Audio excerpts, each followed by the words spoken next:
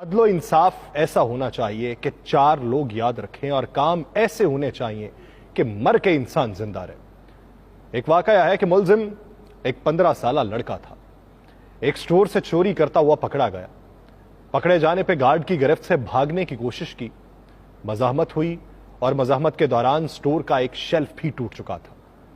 जब उसे अदालत के सामने पेश किया गया, जज ने फर्दे जुर्म सुनाई और लड़के से पूछा कि क्या तुमने वाकई कुछ चुराया था? तो आगे से जवाब आता है, ब्रेड और पनीर का पैकेट चुराया, इसका मैं एतराफ करता हूं। जज साहब पूछते हैं क्यों? जवाब देता है, मुझे जरूरत थी। बहुत मुख्तसर जवाब। जज साहब कहते हैं खरीद लेते, तो जवाब देता है कि पैसे नहीं थे। जज साहब फिर कहते हैं घर वालों से ले लेते।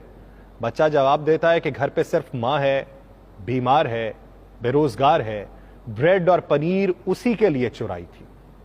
वो पूछते हैं तुम कुछ काम नहीं करते? जवाब देता है करता था, एक कार वॉश में था, मां की देखभाल के लिए एक दिन की छुट्टी की तो निकाल दिया गया। जज साहब कहते हैं तुम किसी से मदद मांग लेते? जवाब देता है कि सुबह से मांग रहा था, किसी ने मदद ना की। जिरा खत्म हुई और जज साहब ने फैसला सुनाना शुरू कर दिया।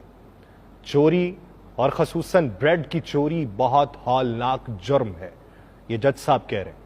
और वो कहते हैं कि इस जुर्म के जिम्मेदार हम सब हैं। अदालत में मौजूद हर शख्स मुझ समेत इस चोरी का मुजरिम है।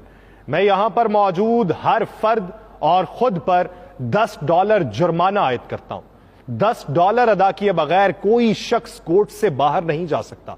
यह कहकर जज साहब ने अपनी जेब से $10 निकाल के मेज पे रख दिए।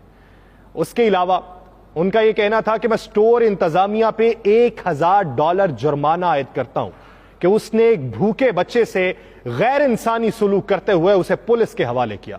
अगर 24 घंटे में यह जुर्माना जमा ना कराया गया तो कोर्ट स्टोर सील करने का हुक्म दे देगी। और फैसले के आखिरी रिमार्क्स ये थे कि स्टोर इंतजामिया और हाजरीन पर जुर्माने की रकम लड़के को अदा करते हुए अदालत उससे माफी तलब करती है।